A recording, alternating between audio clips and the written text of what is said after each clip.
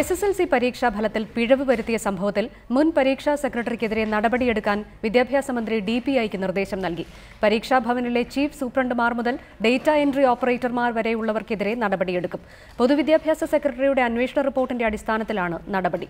പാഠപുസ്തക വിതരണത്തിലെ കാലതാമസത്തിന് കാരണം ധന അച്ചടി വകുപ്പുകളുടെ വീഴ്ചയാണെന്നും മന്ത്രി പറഞ്ഞു. SSLC പരീക്ഷാ ഫലത്തിലെ പിഴവുകൾ സംബന്ധിച്ച് പൊതുവിദ്യാഭ്യാസ സെക്രട്ടറി VS സെന്തിലിന്റെ അന്വേഷണ റിപ്പോർട്ടിലെ കണ്ടെത്തലുകൾ ഇങ്ങനെയാണ്.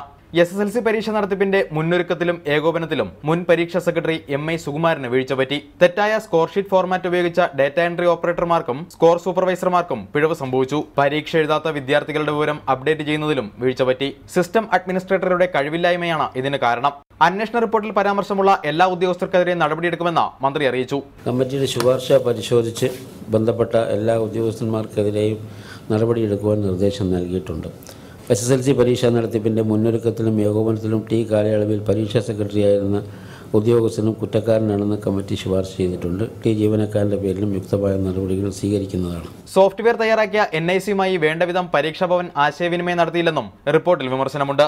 അതേസമയം പാഠപുസ്തക അച്ചടിയിലെ കാലതാമസത്തിന് കാരണം ധനവകുപ്പിന്റെയും അച്ചടി വകുപ്പിന്റെയും വീഴ്ചയാണെന്നും മന്ത്രി ചൂണ്ടിക്കാട്ടി. അച്ചടി വകുപ്പിന്റെ ഭാഗത്തു നിന്നും അതോടൊപ്പം തന്നെ ഫൈനാൻസ് ഡിപ്പാർട്ട്മെന്റിൽ നിന്ന് അനുമതി കിട്ടുന്ന കാര്യത്തിലും കാലതാമസം ഉണ്ടായിട്ടുണ്ടെന്ന് തന്നെയാണ് അത് പറഞ്ഞല്ലോ. റിപ്പോർട്ടർ, തിരുവനന്തപുരം.